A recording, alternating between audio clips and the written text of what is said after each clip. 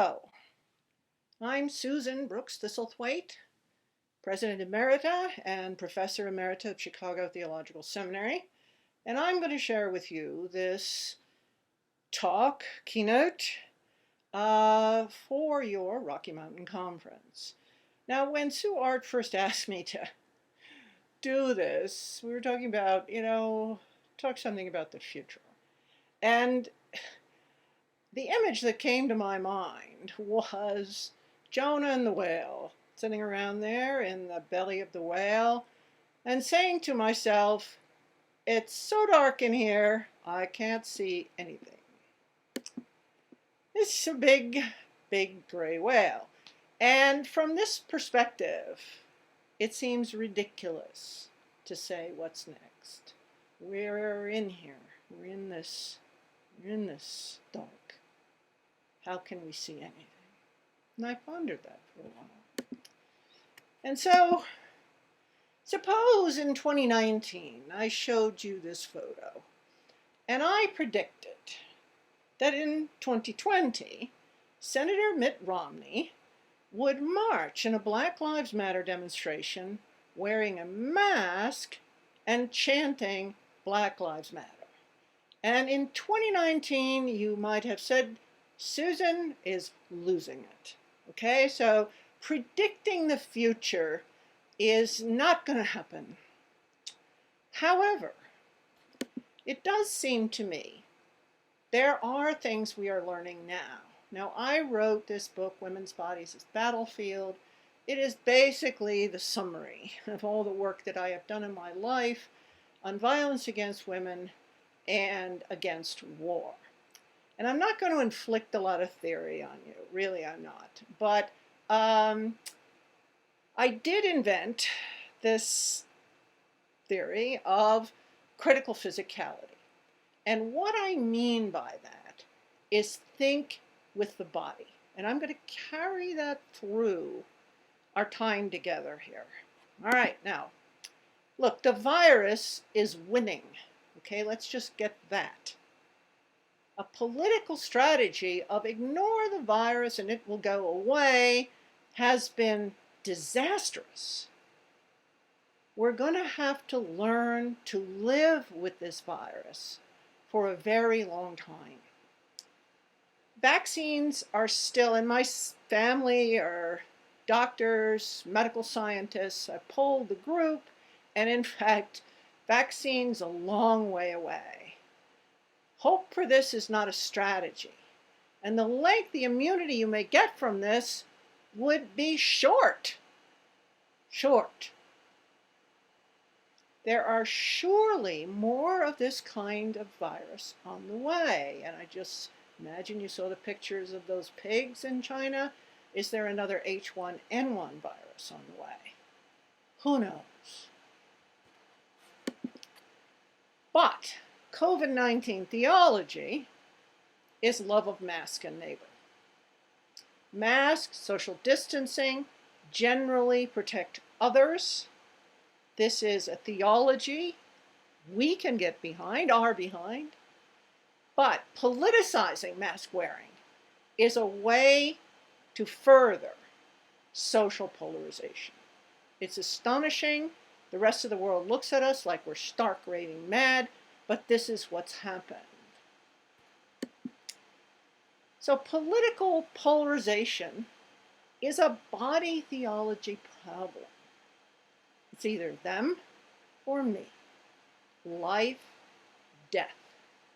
And we have seen there are some bodies that there are some saying do not deserve to live. The pound I can't breathe is that kind of you don't deserve to live versus God breathed into them the breath of life. Genesis 2:7. The reason we say Black Lives Matter is because they don't. Let all the older people die to save money on Social Security. Now, I'm not going to die for the Dow Jones Industrial Average. I mean, my life, Wall Street, it's clear to me my body matters more than that. But I want to point out that this is a life or death. This is a death cult we've got going on here. Transgender people are a direct body challenge to this either-or way of thinking and acting. White, black, rich, poor. Transgender bodies subvert that. And that is why I think this time is also seeing such attacks on transgender people. I mean, political attacks in terms of denying healthcare protections put in place by the Obama administration. Therefore, you deserve to die. Betsy DeVos, God help us. Federal funding will be denied to schools that let transgender athletes complete sports in their preferred gender. And there is the epidemic of murders of transgender people, which are often extremely horrific murders. So here's my number one, think with the body, theological shift. Pandemics show it is a disastrous mistake to pretend like the body does not exist. And no matter what Plato thought. And I go after Plato in my Women's Bodies of Battlefield book quite extensively. Bodies are different, and those differences are sacred. There is no body that doesn't deserve to live. That is denial of God's work in creation. I believe it's heresy. You know, when this administration first started, I thought there would be a lot of problems, and I would have a different point of view. But I never thought that the worst problem would be heresy. I never thought that. But I think so much flows from that. And social injustice, my last point in this topic, manifests itself in the body, how bodies are treated. All right, second part. How much do we need these walls? Respecting the body in our churches has meant online worship, social distancing, we respect the body, but we affirm the body. So there's a conflict between their affirmation of the body and human beings need physical touch versus the dangers of transmission. This is with us. This is here. I wrote as a columnist for the Washington Post on faith section for almost a decade. And they would sometimes give us assignments. And when Pew came out with their study about the spiritual but not religious, the nuns, N-O-N-E-S, they asked us to write on that. So I wrote a column that was very popular that I titled Spiritual but Not Religious, ? Okay, but you'll be hungry in an hour. And what I said is that there is a need for sustaining institutions. Spirituality is the sweetness of faith, but you've got to have some carbs or you're not going to make it through the day. And our institutions are the carbs. We need institutions to connect us, not just spirituality, as important as that is. So think with the body, theological shift number 2. We're going to have to live with this conflict between the need for high touch and the imperative to wear masks and socially distance ourselves for a fairly long time. The new shape of our institutional church in this time, I think, is the connective tissue for a future of continued physical distancing. Our need to engage the world for social justice in light of these realities is an imperative, I believe. Here's a chart that I think pretty much sums up one of the greatest problems of our nation. Called it the white privilege chart. Now you'll see from the time of the civil rights movement, flat, right? Basically, black wealth flat. And the white wealth goes up and up and up and up. A little glitch there in 2008, but by and large, going up. The mental, the physical, economic health of those at the bottom is starkly revealed. And it hasn't changed. It has not changed for black households. What about progress? No progress. Now, the murder of George Floyd by the police has sparked, as you very well know, global demonstrations and an explosion of calls for change. Amazing amount of change. It, of course, didn't just happen. It represents years of work by Black Lives Matter activists and other organizations.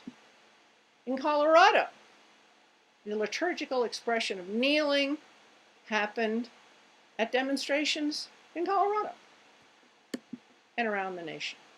So what can we glean from this? Could movement Chaplin, let's just say that we need to keep this kind of activism going in different ways, perhaps, could movement Chaplin become a more widespread ministry? Now look, we're looking at shifting the budgets of the police to a more public safety approach rather than everything's a crime. I wrote on this for the Veiled Daily. Some of you may know I'm a columnist now for the Veiled Daily. And the old saw, if all you've got is a hammer, everything looks like a nail, right?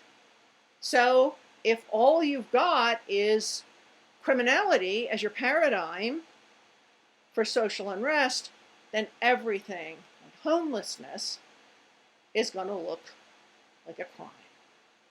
The need for public safety chaplains, for example. Social work and counseling must be expanded.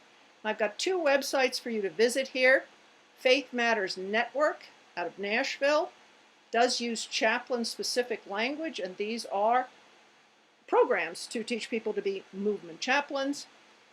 And the Trauma Response and Crisis Care team, also there, Track 4 Movements, not specifically Chaplin language, but it was started by our own CTS colleague, Zach Moon, with Teresa Mateus, and a broader network of spiritually informed care providers.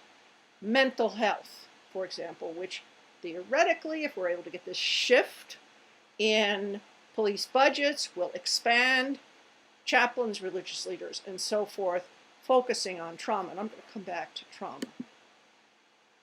Ministries we need, but we cannot even see. Go back to the belly of the whale. In the 21st century, religious identities are changing.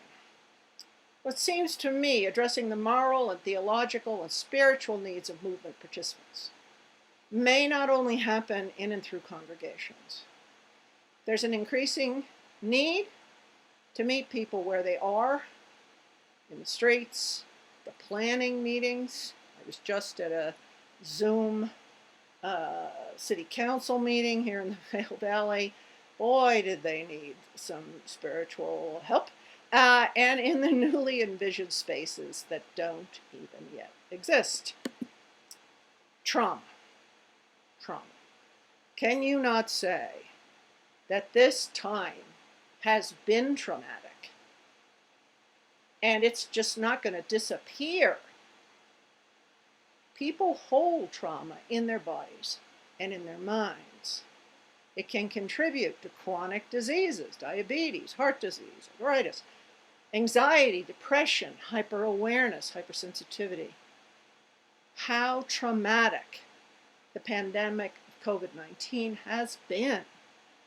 And the centuries-long pandemics, racism, sexism, homophobia, transphobia, ableism, and other oppressive structures.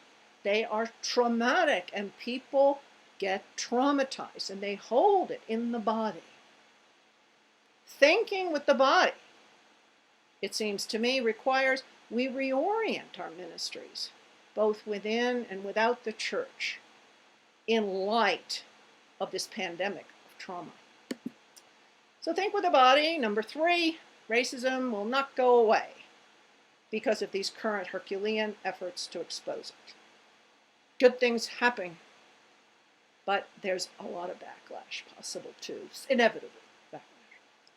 We will have to plan for the dismantling of the structures that work to keep systemic change from happening. You gotta, like I said about the carbs, you gotta stay with the systemic dismantling. We will need to devote specific clergy and lay ministries trained to work on these issues full time. I think we got to raise money for that. Support those ministries. Look at that. Look at LA before the shutdown and after the shutdown. Okay, 17% the carbon emissions plunged during social isolation. There is no question carbon any longer, even people would question this, the major driver of climate change. Going back to normal is going to destroy the planet. We can't do that. We have to excise that language. The intersections of oppression and climate catastrophe are great. So all that I have mentioned, white supremacy, sexism, homophobia, transphobia, xenophobia, ableism, ageism, intersect to support the idea there are some disposable people, and there are parts of the planet that are disposable. Corporate types use the language of sacrifice zones. There's just some things we're just going to have to accept, like old people dying or kids in school, maybe they'll die, but there's a lot of them. Cancer Alley, Louisiana, uranium mining in the Navajo Nation. What about the Amazon? Is the Amazon now a sacrifice zone? I think it is. And the wealthy are already living in a climate apartheid. And they're planning for that future. They're planning for it. So we need to green our church future. We don't have any walls anyway, so we can see our way more clearly toward less of an ecclesial carbon footprint. This meeting being a case in point. But greening the future of the church has got to be more than what we call greenwashing. Yes, changing light bulbs in the church is not unimportant, but you've got to try to focus on the deep structures of climate apartheid. There is a body theology of the earth. So I am arguing the ultimate sin we are up against here is contempt for life itself. Some bodies do not deserve to live, and that includes the physical basis of life and the earth as a body. So think with the body, number 4, and this is it. We've gained an enormous amount of clarity about the changes that will be needed to prevent irreversible climate catastrophe. Getting back to normal will accelerate that catastrophe. Now, the Green New Deal begins to get at some of these structural issues, but it's going to be a very heavy lift. We've already gained clarity on the pushback on masks, right? Freedom to not wear a mask. Freedom to have whatever carbon footprint I want.